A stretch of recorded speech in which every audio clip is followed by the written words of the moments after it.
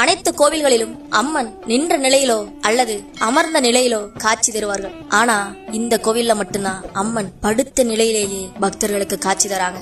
ஆனைமலைக்கு அருகில் உள்ள கிராமத்துல ஒரு தம்பதியினர் வாழ்ந்து வந்தாங்க. மனைவி நிறைமாத கர்ப்பிணியாக இருக்க பிரசவத்திற்காக பக்கத்து கிராமத்துக்கு ஒரு அடர்ந்த காட்டை கடந்து செல்ல வேண்டி இருந்தது. அப்படி கடக்கும் போது தன்னால வழி தாங்க முடியல, பிரசவ வலி அதிகமாக இருக்கு, நீங்க மருத்துவச்சி வீடு பக்கத்துலதான் இருக்கு, போய் அழைச்சிட்டு வாங்க அப்படின்னு கர்ப்பிணியான பெண் ஒரு இடத்தில் அமர்ந்தா. மருத்துவச்சியை அழைத்து சென்ற கணவனுக்கு மனைவியின் அழுகுரல் கேட்டது. மருத்துவச்சியும் கணவனும் அருகில் வந்து பார்க்கும் பொழுது மனைவியும் குழந்தையும் இறந்து கிடந்தன. மருத்துவச்சி அலறிக்கொண்டே, நான் கண்ட கனவு வலித்து விட்டது. என்ன கனவு என்றான் அழுது கொண்டே கணவன். ஒரு அரக்கன் இந்த பெண்ணை துரத்த மாட்டுச்சாணத்தில் கால் வைத்து வழுக்கி விழுந்து இறந்து விட்டார் என் கனவில் என்றாள் அந்த மருத்துவச்சி. அப்போது திரும்ப வானிலிருந்து மிகப்பெரிய சக்தியாக வந்து அரக்கனையும் கொன்றுவிட்டார். அன்றிலிருந்து மக்களுக்கு தாயாக மாசாணி அம்மனாக அருள்பாலிக்கிறார்.